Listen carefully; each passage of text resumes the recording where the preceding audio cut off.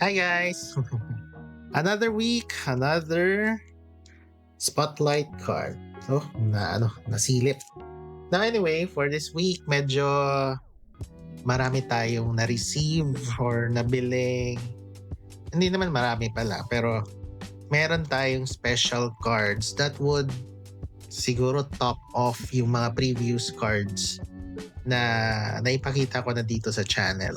This lineup yung ipapakita ko for me is very special. For me for some siguro na old time collectors na normal na lang sa kanila to. For me kasi very unique ito. Kasi these are special cards talaga for me.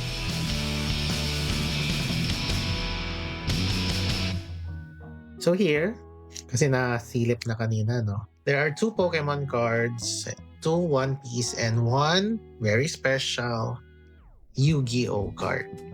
This is my first time din eh. First time kong bumili and nakahawak ng Yu-Gi-Oh cards. Although, nung bata ko, alam ko nakabili na kami ng Yu-Gi-Oh. Hindi ko nga lang alam kung original siya or hindi. Kasi alam ko may indicator yan kung original or hindi. Okay, so let's go to this spotlight card of the week. So first off, ang nirarank natin dito are 3 categories. First is the rarity of how rare the card is. May it be common, secret rare, alt rare, whatever rare it is. Next is the art. Yung art design, yung drawing, yung pagkaka-apply ng hollow niya, I guess. And then lastly, the value. Now to clarify, value means the amount of the card in relation to its rarity and design. So, eto, medyo subjective si value. Kasi I could say na very common card siya, na mura siya, pero I'd give it a high value because maganda yung art for me, and then mababa yung values. Mababa yung cost, and then common card siya, meaning high value siya for me because madali mo siyang makuha, and then maganda pa yung design. So ganun yung yung metrics ko ng value.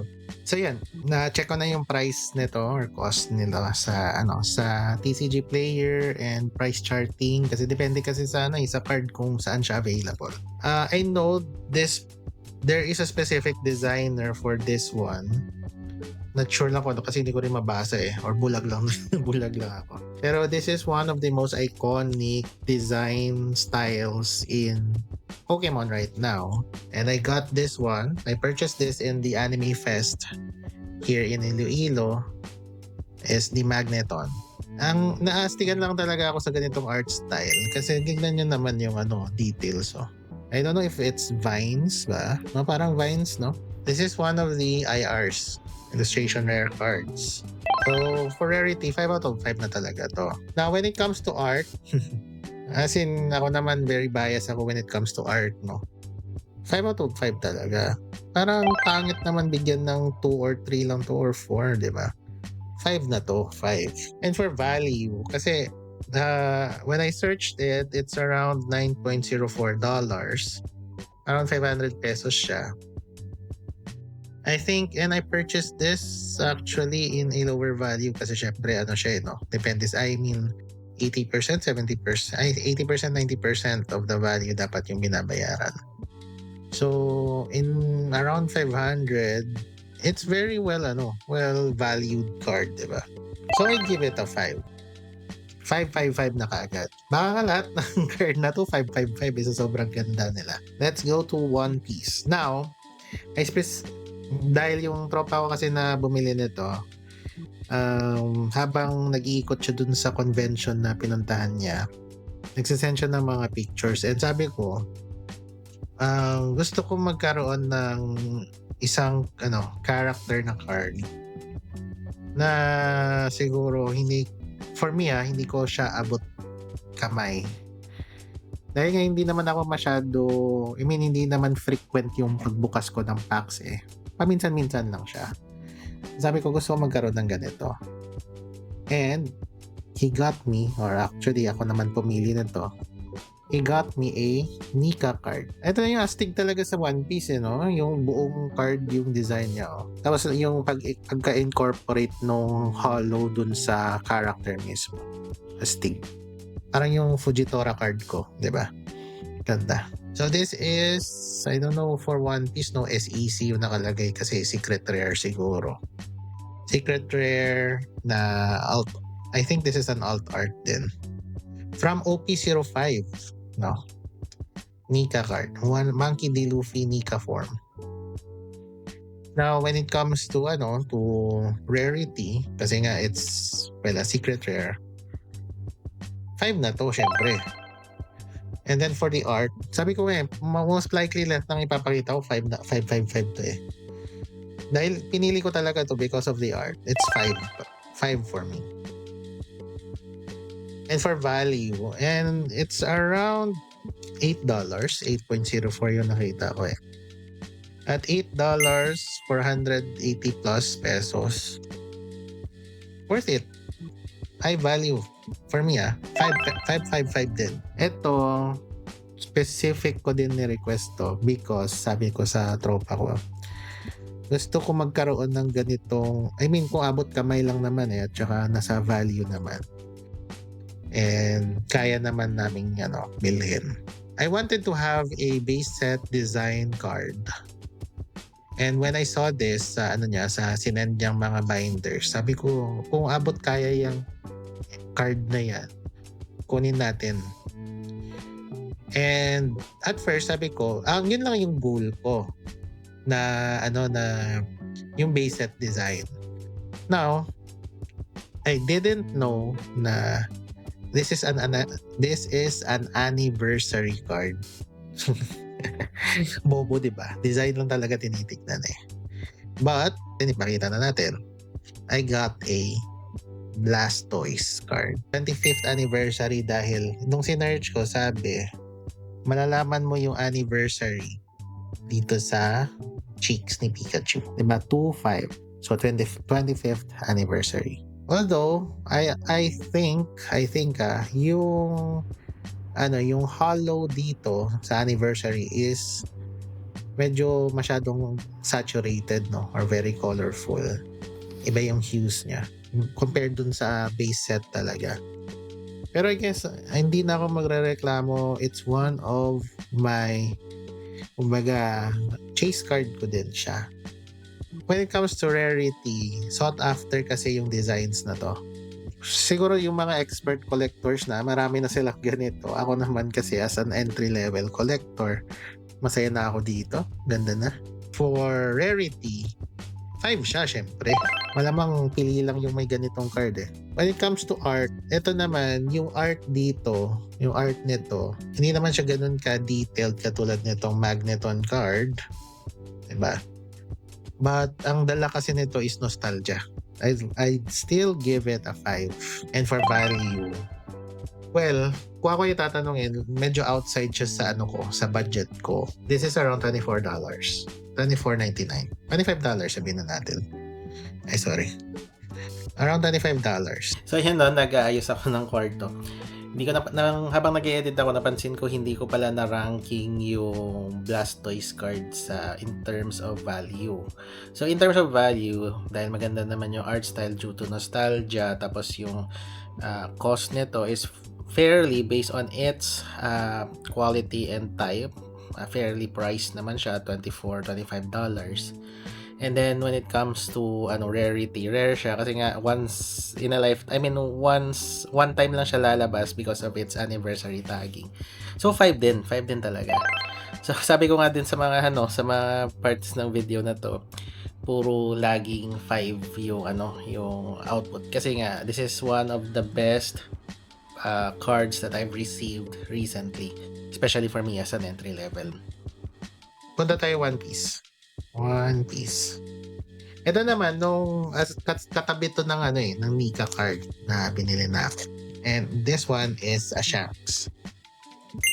Now, ang ang interesting dito, for me, is this is an OP01 card.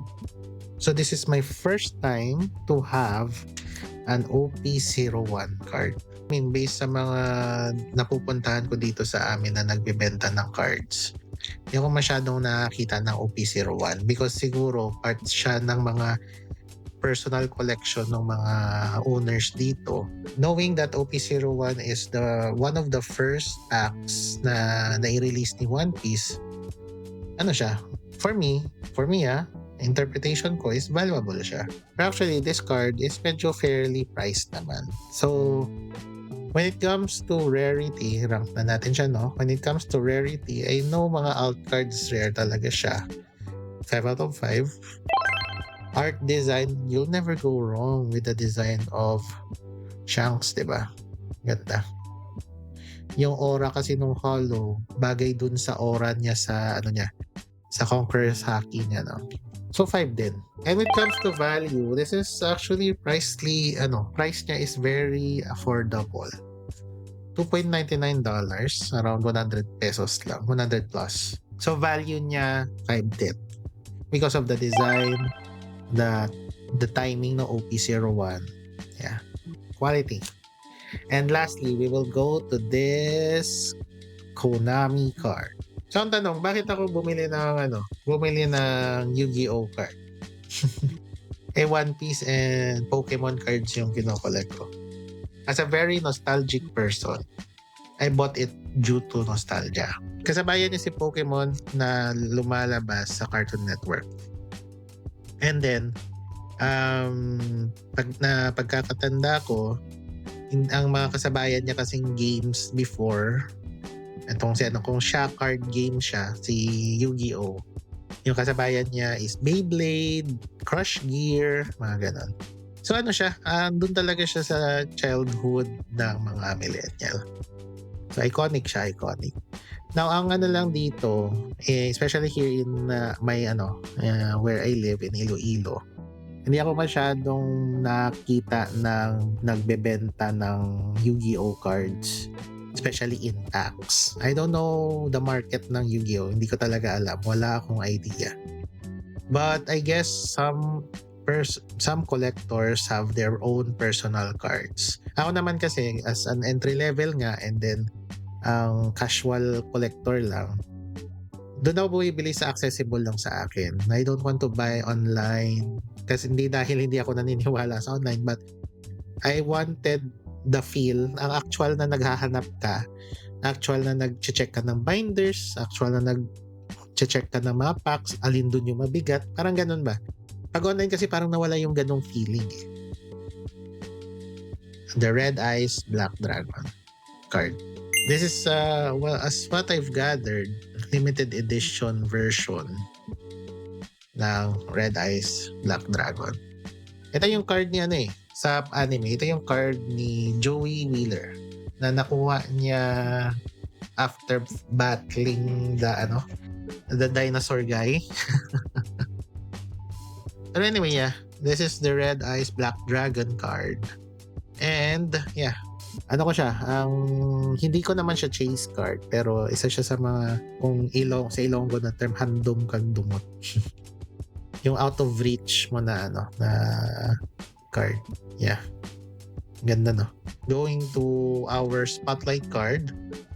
For the rarity, for me, rare siya kasi hindi nga ako makakita ng Yu-Gi-Oh cards dito sa amin. So 5 siya. When it comes to the art, again lahat ng card data na pinakita ko ngayon puro 5, no? But this one, 5 din for me. Ganda kasi ng design. Tsaka yung tignan nyo yung pagkakahalo. Parang aura ng dragon. Diba? Sting. And then for the value, fairly priced, I guess. Kung isa-search ko kasi sa internet, this is around $3, $3.71, around 200 pesos. Nabili ko siya in a higher price kung i-compare ko lang siya dito. However, for me, justified naman yung higher pricing because, again, hindi ko siya nakikita eh. So, I guess, based on the market here. Yeah, ganda. I don't know if this is my entry point to Yu-Gi-Oh! In the future. Pero it's just nice to have one. Diba? So yun. that that completes our spotlight card for the week. We checked 5 amazing cards for me. Okay? So, yeah, let me know in the comments kung meron kayong pwedeng i-suggest. Next week, hindi ko alam kung matatop off ko tong tong spotlight card na to kasi ang ganda kasi. Ito yung ko ngayon.